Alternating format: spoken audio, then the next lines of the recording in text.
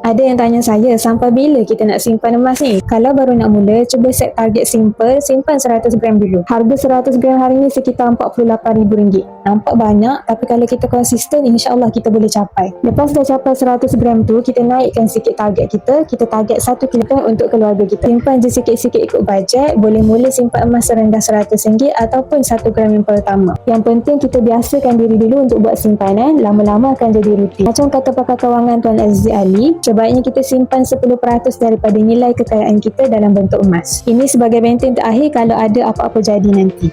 Sebab kita semua tahu walau apa pun yang jadi pada ekonomi ataupun politik negara, nilai emas tetap juga kokoh, tak terjejas sikit pun. Jadi jom kita jadikan emas sebagai backup plan kewangan keluarga kita. Lagi satu, tak ada siapa pun yang tahu berapa banyak emas yang kita ada. Simpanan emas ni tak boleh dibekukan macam aset yang lain. Bagi yang berminat untuk mulakan simpanan emas bersama dengan Public Gold, boleh rujuk ke video saya di profile untuk cara mudah menggunakan simpanan emas. InsyaAllah saya bantu tuan-puan sebaiknya.